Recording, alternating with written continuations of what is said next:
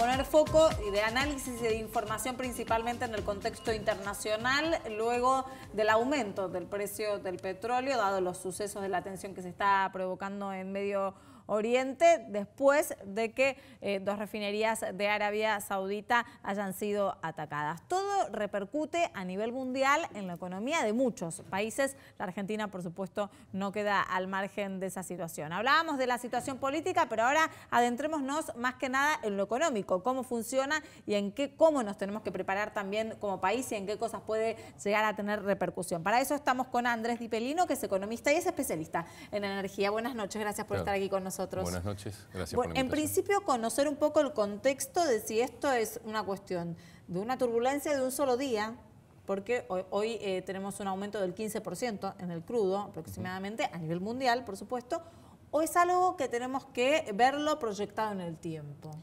Bueno, yo diría las dos cosas. Está el episodio, que es la coyuntura, el atentado que se produjo en Arabia Saudita, que es el principal país productor del OPEP, cuyo suministro abastece a buena parte, digamos, de las refinerías del mundo. Allí quedó fuera de producción una parte muy importante. Esto todavía se está terminando de ajustar. Se habla de que va a llevar un tiempo importante, considerable, reponer, arreglarlas y volverlas a poner en funcionamiento. Y al mismo tiempo lo que esto genera es un conflicto geopolítico, ¿no es cierto?, porque abre, digamos, allí una ventana, una puerta a un episodio bélico que podría darse con el vecino, que es Irán, del otro lado del Golfo Pérsico. Estados Unidos, que toma claramente partido por Arabia Saudita, al igual que el resto de las monarquías, digamos, del Golfo Pérsico, ha puesto atención, incluso otros países del mundo también, en que hay que tener extrema, digamos, precaución a lo que pueda avecinarse. La oferta de petróleo en sí misma no es que se haya desplomado con este episodio. Puede haber bajado, se está mensurando un 5%, un 4%, hasta un 6%. Pero es muy sensible a cualquier episodio. Entonces aquí lo que cambian son las expectativas, la incertidumbre. Inmediatamente produjo esta escapada del precio, que es inédita, que si uno remonta, debiera remontarse a 1991, al episodio de la Guerra del Golfo, digamos, la tormenta del desierto, con Bush, el presidente Bush, padre, ¿no es cierto?, y con Saddam Hussein, que con la invasión de Kuwait el precio se disparó en esa magnitud. O sea que esto está abierto, no podemos definir, ni siquiera pronosticar qué es lo que va a ocurrir en una semana, en 2 meses, no sabemos. ¿No puede colapsar el sistema petrolero? Digo, porque ya de Estados Unidos hablaron de las reservas que tienen, ¿no?, poner a disposición. ¿No puede pasar eso con el? Mire, las reservas estadounidenses fueron pensadas, incluso en tiempos de los shocks petroleros de la década del 70, como un reaseguro para Estados Unidos puertas adentro por si se le cortaba el suministro, ¿no es cierto? Básicamente por un bloqueo, ¿no es cierto?, o un boicot. Y podían ellos, los norteamericanos, durar con esto X cantidad de meses, que algunos estimaban podía llegar a ser varios meses, que le permitirían a Estados Unidos, en la doctrina militar, resolver el conflicto por la vía armada, ¿no es cierto? Por eso hay que prestar atención que en el Golfo Pérsico está ni más ni menos que la 5ª flota norteamericana con el armamento más poderoso y más moderno del mundo, justamente para garantizar, digamos, la navegabilidad a través del estrecho Hormuz, que es el límite precisamente con la República de Irán. Hay algo igual que me hace ruido, porque usted hablaba en un principio, que es algo que también salió en todos los medios, sobre que el hecho en sí en Arabia Saudita puede disminuir un 5% más o menos de lo que se estaría otorgando de petróleo al mundo. Pero por el otro lado tenemos a un conflicto que casi escala políticamente con un Donald Trump que también se pone, como decía Giselle recién, al frente de decir, bueno, nosotros si tenemos que utilizar las reservas las utilizamos, nosotros si tenemos que reanimarnos a hacer algo, nos reanimamos. Entonces, ¿esto qué es? ¿Una situación de economía de petróleo o de política internacional? Las dos cosas. Y en este caso, en el caso del petróleo, las dos cosas van de la mano. O sea, no podemos perder de vista que el precio del petróleo se condiciona por eventos geopolíticos y viceversa. Se retroalimenta la geopolítica con el precio del petróleo. Tenemos un mundo que está, diríamos, en una actividad o con niveles de actividad moderados, ¿no es cierto? La economía mundial no está expandiendo a tasas importantes, por el contrario, está, digamos, muy modesto la performance. Con lo cual, uno creería, o tendería a pensar que si la economía mundial se recalienta, el precio del crudo, por un exceso de demanda y una oferta bastante rígida, la única forma es que ajuste para arriba. Acá el problema es que ajusta, aún en un escenario donde el mundo o la economía mundial no camina del todo bien, y ajusta por un riesgo político, geopolítico. Entonces, están las dos cosas combinadas. Claro. Y esto es lo incierto. Estados Unidos y Arabia Saudita culparon a Irán por el atentado. ¿Se puede saber qué es lo que lo originó? Si son causas políticas, quién fue, por qué este atentado, que tampoco sabe si fueron drones o misiles, ¿no? Bueno, esto es difícil de precisarlo hasta que no estén, digamos, las pericias o los estudios, los análisis, no lo podríamos saber. Irán dijo públicamente que no fue. Claro. Sí. Los hutíes, de hecho, se adjudicaron el hecho. Exactamente, que serían yemeníes. Claro, fuerzas, digamos, fuera de la ley, por decirlo de una manera. Ahora, ¿quién las financia y con qué objeto?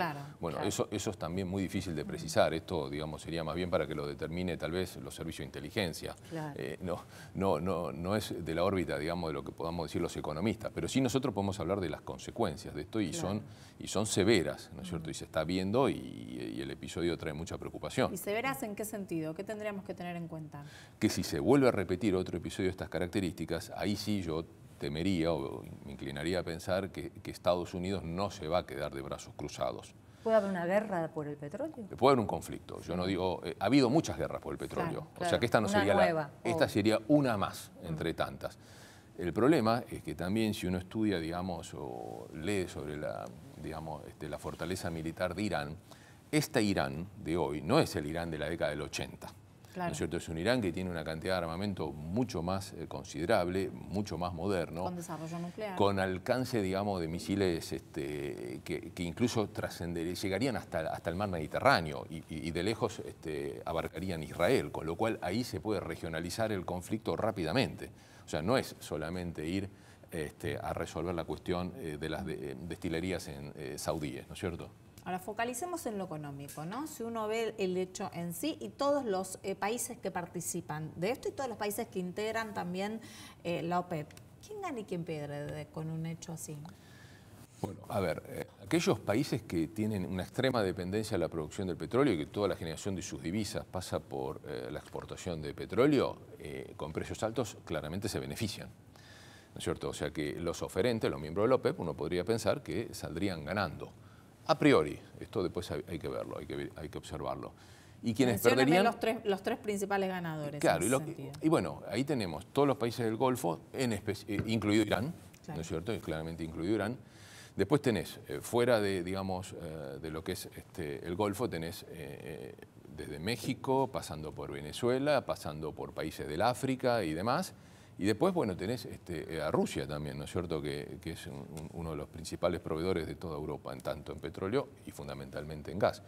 El gas acompaña la subida, la escapada del petróleo, o sea que de alguna manera van también de la mano. O sea que ahí hay que poner atención. Y después los que se perjudican son los consumidores, esencialmente las naciones desarrolladas, que son importadores netas, ¿no es cierto?, de energía. El mundo es muy interesante, porque uno mira el globo terráqueo y uno ve que los países que producen no son los países desarrollados, por el contrario, son las naciones, digamos, no desarrolladas. Y donde fundamentalmente donde se consume es viceversa, es donde el recurso no está. Claro. Entonces, acá hay un juego histórico de oferta y demanda que la OPEP, que no es la totalidad de la oferta, es algo así como la mitad. Sin embargo, es la que marca un poco el sendero. Y esto ya lo hemos visto. Acá? Bueno, nosotros acá tenemos, por una parte, digamos, los consumidores de combustibles, con este congelamiento de los 90 días, cuando el congelamiento concluya con un dólar más alto, con un precio del crudo a su vez más alto, hay como una especie de doble overshooting. Se van a ver, o podrían verse tremendamente perjudicados con lo que podría llegar a ser el precio en el surtidor, ¿no es cierto? Pero por el otro lado también este precio abre perspectivas, ¿no es cierto?, que si se normaliza, por ejemplo, vaca muerta, ahí sí, evidentemente, el shale, ¿no es cierto?, aparece como una oportunidad, ¿no es cierto? Y también, de alguna manera, precios altos del crudo relanzan las renovables, que vuelven a aparecer otra vez como una opción. En este sentido quisiera saber, Gise, qué dice el gobierno, ¿no? Con esto de que congelan por un lado los precios y por el otro la presión internacional se va a volver cada vez más inquietante. Sí, sobre todo de las empresas, porque complica esta negociación por el congelamiento a 90 días, que hay muchas empresas que ya quieren ir a la justicia, la provincia de Neuquén.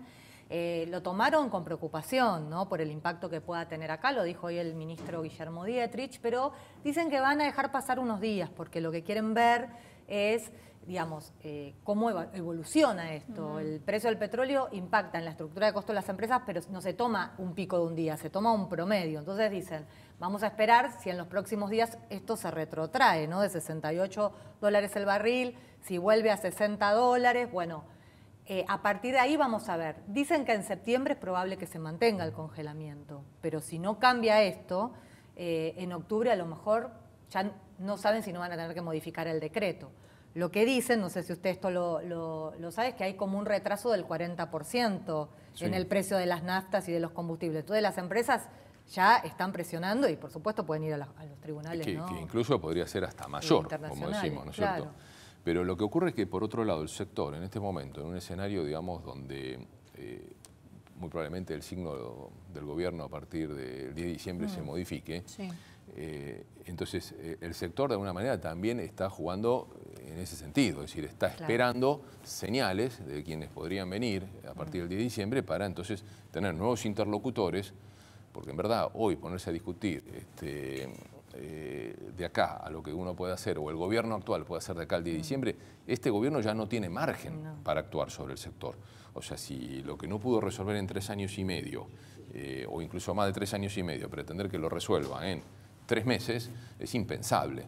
Lo que este gobierno podría sí hacer es, en la transición, que entiendo yo se abrirá a partir del 27 de octubre, ¿no es cierto? Si los pronósticos se confirman, es ahí sí tomar algunas medidas, anticipar algunas medidas y allanarle el camino al gobierno que asuma el 10 de diciembre para que la mochila energética no sea tan pesada.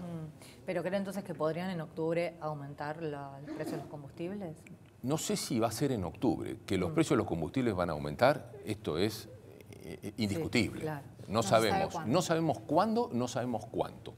Yo tendería a pensar que tiene que ser gradual. No se puede meter un tarifazo en el surtidor porque realmente se va a hacer muy dura la situación. Y además en la Argentina hay antecedentes, digamos, peligrosos en ese sentido, ¿no es cierto? Es decir, ha habido gobiernos que en el pasado han procurado, digamos, resolver la cuestión con un tarifazo en el surtidor y les ha ido muy mal. Entonces yo creo que ahí va a haber que, digamos, jugar y sopesar un poco las diversas opciones. ¿No peligroso también, económicamente hablando, contenerlo tanto durante septiembre si el contexto internacional sigue alborotado? Y van a tener que soltarlo. No sé si soltarlo del todo, pero algo van a tener que flexibilizar. Más, de hecho, ya lo hicieron, ¿no es cierto? Arrancaron con una idea, rápidamente la tuvieron que rediscutir. Un poco por miedo a que vayan a la justicia. Sí, claro, bueno, están ofreciendo, ¿no?, una compensación de 1.570, creo que es, no sé, millones de dólares. Sí, tampoco se entiende no se entiende muy bien ese número de dónde sale, tampoco se entiende muy bien.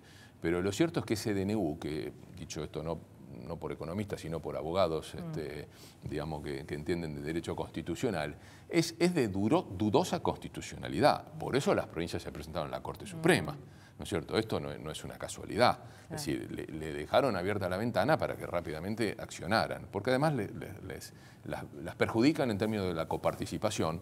Y nosotros sabemos que las provincias productoras de hidrocarburos tienen sus presupuestos calzados con el tema de las regalías hidrocarburíferas muy fuertes. Es decir, hay una dependencia muy importante. Ahora, Alberto Fernández dice que las tarifas tienen que aumentar, pero no al costo de que se perjudique a los argentinos. Con lo cual, si llega a ser el próximo presidente y asumen este contexto, ¿qué va a hacer? Él habla de una desdolarización. Efectivamente, él habla de una desdolarización, lo cual ¿se puede hacer eso? Es de todo sentido común, porque nosotros vivimos en un país donde los hogares tienen ingresos en pesos, pretender que paguen tarifas en dólares es un sinsentido. Pero por otro lado, también hay que mantener o preservar de alguna forma la ecuación económica financiera de las empresas del sector, porque al mismo tiempo que decimos, bueno, si desdolarizamos, lo que no podemos hacer es congelarlas, ¿no es cierto? Porque la idea esta, la especificación y congelamiento, ya sabemos los argentinos, que fue, digamos, un boomerang, ¿no es cierto? Y después se atrasaron tanto las tarifas que cuando hubo que normalizarlas fue, digamos, este gobierno, fue un drama. Entonces, yo diría las dos cosas: desdolarizarlas y al mismo tiempo cuidar y preservar la ecuación económico-financiera de las compañías para que puedan seguir invirtiendo. ¿Es compatible eso? Tiene que serlo. La frazada es corta en la Argentina. No, pero mire, yo le cuento lo siguiente. Usted tiene 4 opciones en materia tarifaria. Usted puede elegir. Cada país elige si quiere tener servicios públicos de calidad o servicios públicos malos.